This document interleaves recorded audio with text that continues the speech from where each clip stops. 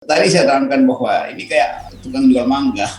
Ada orang nanya, ini mangga bagus atau buruk? Ini sih mangga busuk, cuman ya bawa pulang aja karena nanti yang bagus itu 2 tahun lagi itu. Jadi Oh, jadi ini soal yang mempermainkan bahasa premanya insulting our intelligence, hina oke. akal pikiran Akal kita itu. sehat. Dan sebetulnya MK kalau dia mau jadi betul-betul the guardian of the constitution, dia mesti tegaskan ini barang busuk. Jadi barang busuk itu nggak usah diperpanjang.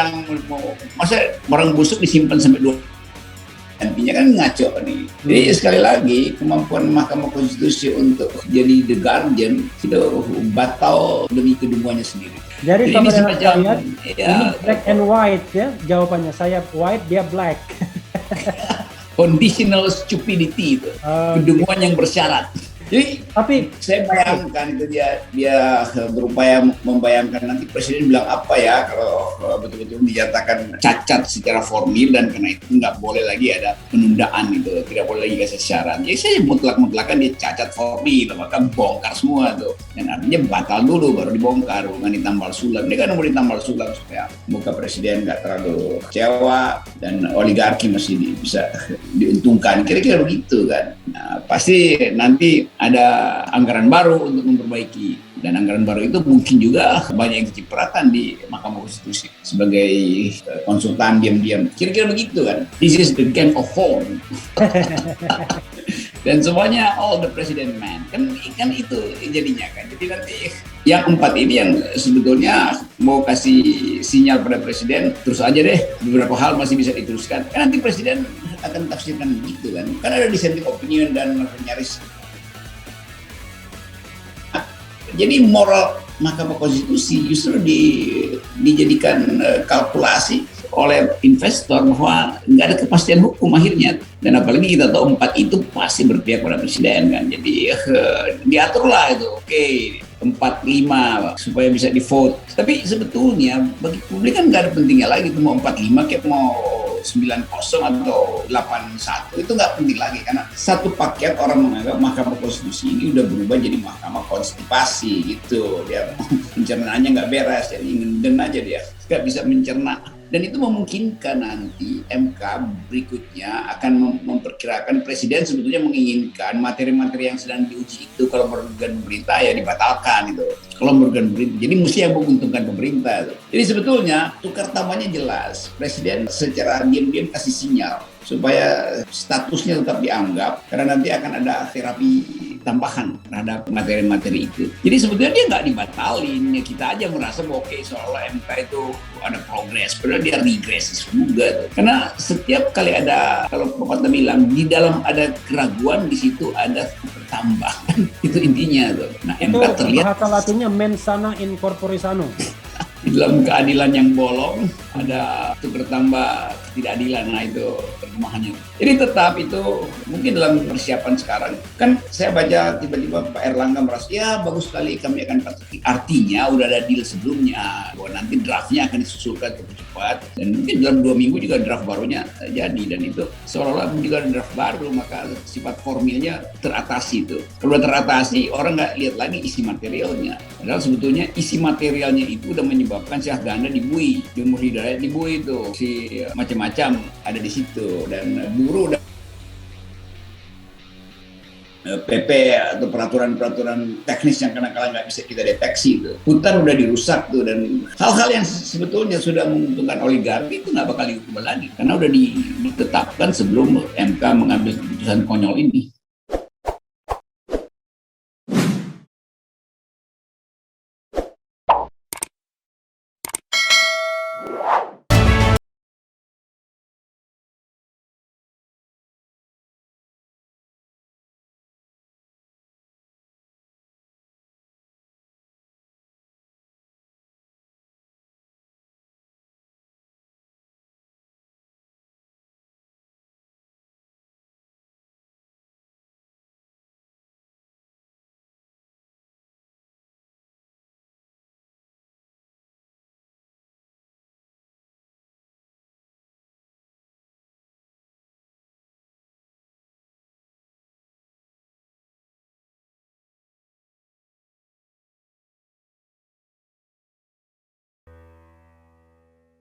Pertanyaan pertama adalah bagaimana tanggapan Bang Rocky terhadap putusan Mahkamah Konstitusi yang akhirnya membatalkan tetapi secara bersyarat Undang-Undang Cipta Kerja atau Omnibus Law dikasih napas sampai 2 tahun ke depan dan harus diubah. Kalau tidak diubah mati pada tanggal 25 November 2023 mendatang. Silakan Bang.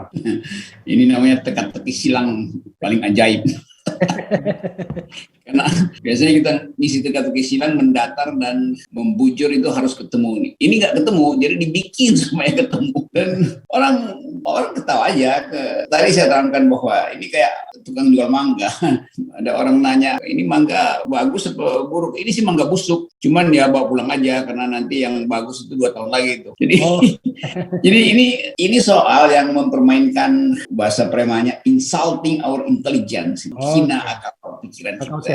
Dan sebetulnya MK kalau dia mau jadi betul-betul the guardian of the constitution, dia mesti tegaskan ini barang busuk. Jadi barang busuk itu nggak usah diperpanjang. Masa barang busuk disimpan sampai 2 nantinya kan ngaco nih. Jadi sekali lagi kemampuan Mahkamah Konstitusi untuk jadi the guardian itu batal demi kedunguannya sendiri. Jadi ini semacam ini black and white ya jawabannya. Saya white, dia black. Conditional stupidity itu, kedunguan yang bersyarat.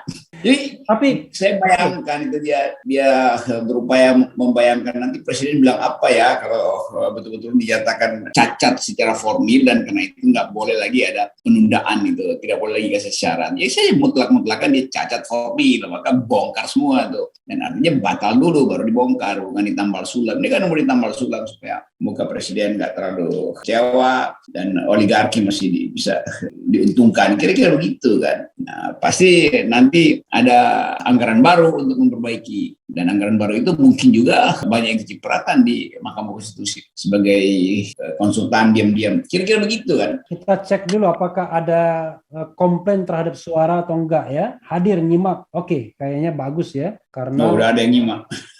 Kalau dibilang Bang Rocky tambah awet muda, efek dari akal sehat. Yang nyimak sudah 253 nih Bang. Gara-gara dibilang Sobat RG sekalian. Oh, Sobat RH. RH Sobat RG. Oke, RH Sobat RG.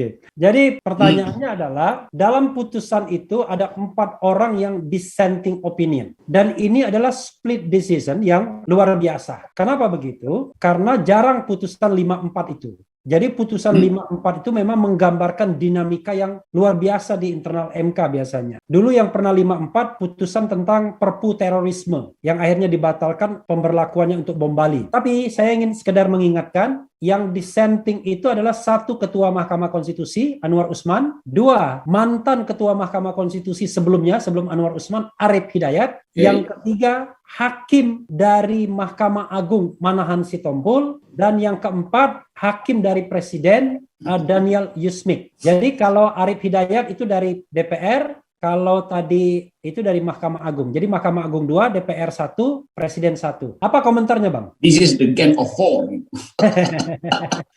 Dan semuanya all the president man. Kan itu jadinya kan. Jadi nanti yang 4 ini yang sebetulnya mau kasih sinyal pada presiden, terus aja deh, beberapa hal masih bisa diteruskan. Kan nanti presiden akan tafsirkan gitu kan. Kan ada dissenting opinion dan nyaris.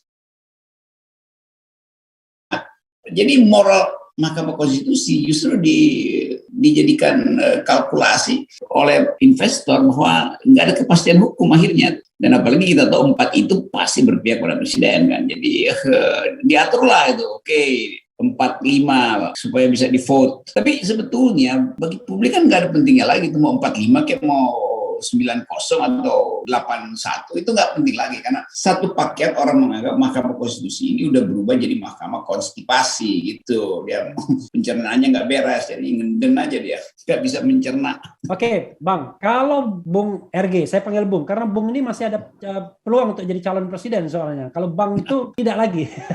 Kalau Bang itu paling keren cuman gubernur DKI, kalau Bung itu presiden ya. Jadi Bung RG Kalau Anda menjadi Presiden Jokowi, apa yang akan Anda lakukan? Karena begini, dengan catatan, MK ini bilang, oke, kami kasih 2 tahun bernapas untuk bikin undang-undang baru, tapi Anda nggak boleh bikin kebijakan yang strategis dan berdampak luas. Anda tidak boleh buat peraturan pelaksananya. Lalu ngapain? Ini kan ada yang udah jadi kan, PP-nya udah jadi, banyak yang udah jadi. Dan itu artinya udah bisa dilakukan, dilaksanakan.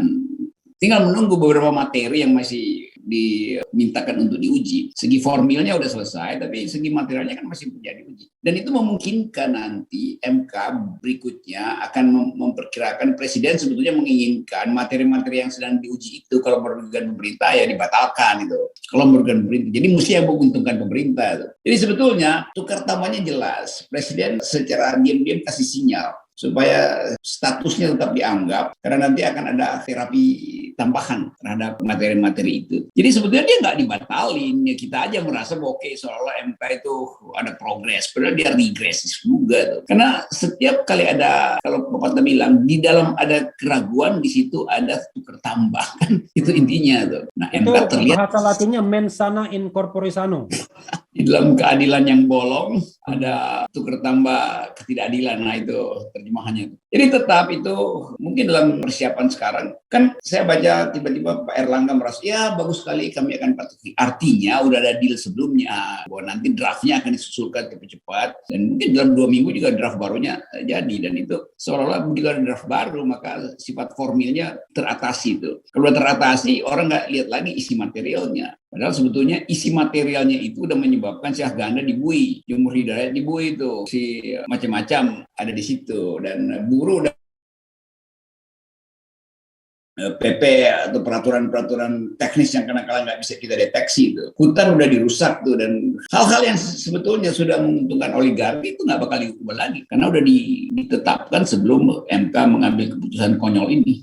Bang Rocky, ada satu hal yang kata Denny Indrayana sebagai sebuah, dia menyebutnya ambiguitas. Kalau saya rancu ya, kerancuan, yaitu bahwa MK mengatakan mereka yang melakukan uji material itu tidak bisa lagi, tidak dipertimbangkan lagi karena objeknya sudah hilang, karena sudah dinyatakan unkonstitusional ya, tapi kondisional sifatnya. Gimana ini? Barang masih hidup atau mati? Kok nggak bisa lagi diuji nih? Ini gimana? Kalau jadi buruh apa yang mau dilakukan Bang Rocky? Ini bumi sebetulnya, ini dijadiin bumi. Memang udah tamat riwayatnya, tapi masih diawetkan kan. Karena berharap ada perubahan politik nanti itu dan diuntungkan dengan ditundahnya. Saya kasih satu contoh itu. Dulu di Australia itu ada gunung namanya Blue Mountain. Blue Mountain itu kira-kira 2 jam dari Sydney. Blue Mountain, Gunung Biru. Oke, Blue Mountain, oke. Nah di situ ada bentukan alamnya yang dari jauh kelihatan sebagai patung tiga putri itu mencuat di puncak gunung itu, Three Sisters. Dulu itu legendanya, ini 3 putri ini dalam perang adat hendak diculik oleh musuhnya. Lalu bapaknya minta tolong dukun untuk menyihir 3 putri ini jadi batu dulu. Nanti kalau menang perang dihidupkan lagi itu. Ternyata dukun yang terbunuh. Jadilah dia batu di situ terus. Itu sama juga nih undang-undang pemilu begitu nih. Dukunnya salah duga sehingga ya udah dia jadi patung terus di situ sambil menunggu ada patung baru buat digantiin 2 tahun depan. Jadi kacau betul, bukan sekedar ya ambigu pasti ambigu, tapi logika untuk mempertahankan atau untuk menyembunyikan ketidakadilan itu terbaca dengan cepat. Jadi penyelundupan politik sudah berlangsung sebelum Mahkamah Konstitusi membelah diri menjadi 4-5 itu kan, itu intinya tuh. Jadi selesailah seluruh kemewahan kita untuk menjadikan Mahkamah Konstitusi sebagai last resort dari justice itu kan. Bung Rocky ya, ada juga kritik dari Denny Indrayana yang tadi saya bacakan juga. Dia melihat bahwa wah hebat sekali MK melandaskan betul-betul pada sebuah prosedur formal yang ketat dalam membentuk undang-undang dan mengatakan ini intinya bertentangan dengan konstitusi. Tapi undang-undang perubahan KPK dan undang-undang Minerba yang jelas-jelas itu lebih kilat, lebih main silat ya kan, itu nggak dibatalin. Padahal menurut anggota DPR, saya tidak sebutkan namanya, itu undang-undang perubahan undang-undang KPK di akhir masa jabatan pertama Jokowi, itu nggak dibahas sama sekali katanya. Nggak dibahas, tiba-tiba sah. Undang-undang Minerba, kita lagi ribut-ribut Omnibus Law, tiba-tiba masuk barang itu ya, kira-kira begitu. Gimana menurut Bang Rocky? Kok sepertinya ada standar ganda atau ada cara atau paradigma berpikir MK yang memang susah untuk mencari konsistensi di dalamnya? Kalau kita masuk ke gedung MK, itu ada 3 loket sebetulnya. Ada loket yang di depan, ada yang lewat kantin, ada yang lewat genteng. Jadi banyak RUU yang masuk lewat genteng, nggak pernah dicatatkan di loket depan, itu udah masuk ke genteng, itu yang nggak terdeteksi. Jadi nggak ada kesetaraan argumen tuh. Betul ya, Denny dengan jeli melihat itu, bahwa yang satu formilnya memang buruk, yang lain lebih buruk lagi, tapi nggak dibatalkan kan. Jadi tetap orang menganggap bahwa permainan ini kan ijon-mengijon keputusan. Jadi MK sebenarnya udah diijon, walaupun dengan cara yang sangat sumir, dan MK merasa bahwa oke, dia mesti menangkan Minerba karena itu adalah pertaruhan Presiden Jokowi itu, karena di situ sumber dananya. Kira-kira begitu intinya tuh. Nah kalau Omnibus Law itu banyak betul tuh perangkat yang masih bisa diperbaiki. Tapi bayangkan kalau misalnya Minerba dinyatakan sama statusnya dengan Omnibus Law, itu seluruh penghasilan istana berhenti itu, seluruh biaya politiknya habis itu. Karena dari situ cash cow-nya, Minerba ini betul-betul cash cow, undang-undang Minerba ini. Jadi kira-kira begitu. Nah, bisa saya pastikan undang-undang Minerba ini itu lolosnya lewat genteng tuh, nggak ada pendaftaran nomor kasus. Kalau undang-undang KPK itu penunjang, supporting system. Kalau itu betul-betul pesan politik dari sebuah partai supaya lemahkan KPK karena akan dipakai untuk peralatan politik murni. Jadi betul-betul ada 2 hal yang strategis, yaitu Minerba itu adalah sumber dana, KPK itu adalah sumber kekuasaan. Karena itu dua-dua itu harus dikendalikan oleh istana. Kan itu intinya. Nah kalau Omnibus Law kan udah masuk di dalam wacana publik dalam 2 tahun ini, ada korbannya udah macam-macam. Dan orang mencari balancing. Oh ya kalau Omnibus Law dan tidak, kita seolah-olah tahu tentang apa fungsi dari Mahkamah Konstitusi, itu menjaga konstitusi itu. Karena itu dibikin istilah yang manis itu. Conditional, apa namanya itu? Conditionally unconstitutional. Iya, conditionally unconstitutional. Tapi tetap aja, apa sebetulnya inti putusan Mahkamah Konstitusi? Orang cuma menganggap ya ada perubahan sedikit, tapi setelah kita bongkar ternyata sebetulnya itu persembunyian dari ketakutan terhadap kekuasaan. Jadi MK tetap adalah peralatan kekuasaan, kan itu intinya kan. Kalau dia betul peralatan konstitusi, maka dia harus final dan absolut mengatakan bahwa itu buruk, karena itu dibuang aja tuh barang busuk itu. Tapi ini seolah-olah ya.